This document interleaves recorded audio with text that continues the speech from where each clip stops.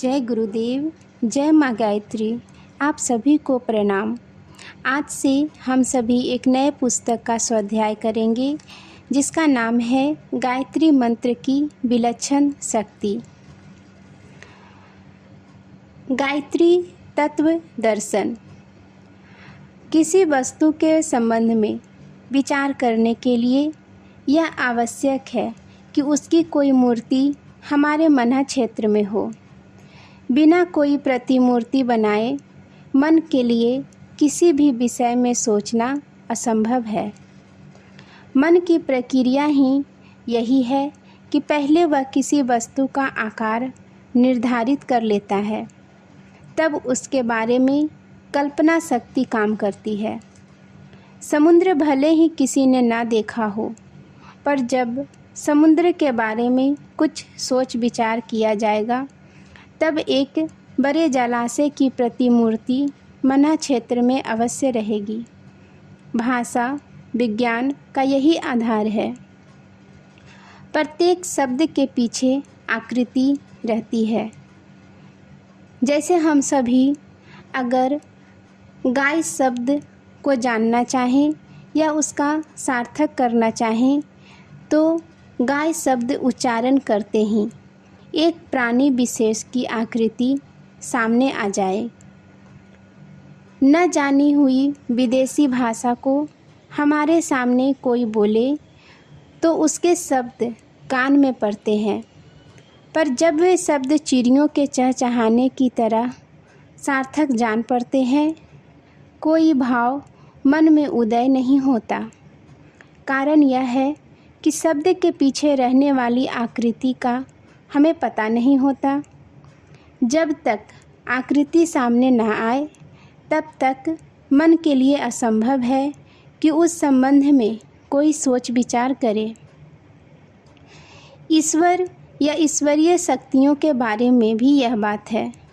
चाहे उन्हें सूक्ष्म माना जाए या स्थूल, निराकार माना जाए या साकार, इन दार्शनिक और वैज्ञानिक झमेलों में पड़ने से मन को कोई प्रयोजन नहीं।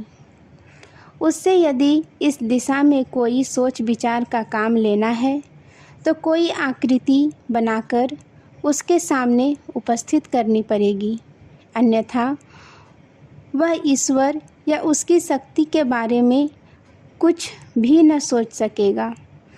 जो लोग ईश्वर को निराकार मानते हैं वे भी निराकार का कोई न कोई आकार बनाते हैं। आकाश जैसा निराकार, प्रकाश जैसा ज्योतिमय तेजोमय, अग्नि जैसा व्यापक, परमाणुओं जैसा अदृश्य, आखिर कोई न कोई आकार उस निराकार का भी स्थापित करना ही होगा। जब तक आकार की स्थापना ना होगी, मन बुद्धि और चित्त से उसका कुछ भी संबंध स्थापित ना हो सकेगा। इस महासत्य को ध्यान में रखते हुए निराकार अचित्य बुद्धि से अलभ्य वाणी से अतीत परमात्मा का मन से संबंध स्थापित करने के लिए भारतीय आचार्यों ने ईश्वर की आकृतियाँ स्थापित की है। इष्ट देवों के ध्यान की सुंदर दिव्य प्रतिमाएं गढ़ी है। उनके साथ दिव्य आयुध, दिव्य वाहन, दिव्य गुण, स्वभाव एवं शक्तियों का संबंध किया है। ऐसी आकृतियों का भक्तिपूर्वक ध्यान करने से साधक उनके साथ एकीभूत होता है। दूध और पानी की तरह साध्य और साधक का मिलन होता है। भृंगी झिंगुर को पकड़कर ले जाती है और उसके सामने भिन भिनाती है।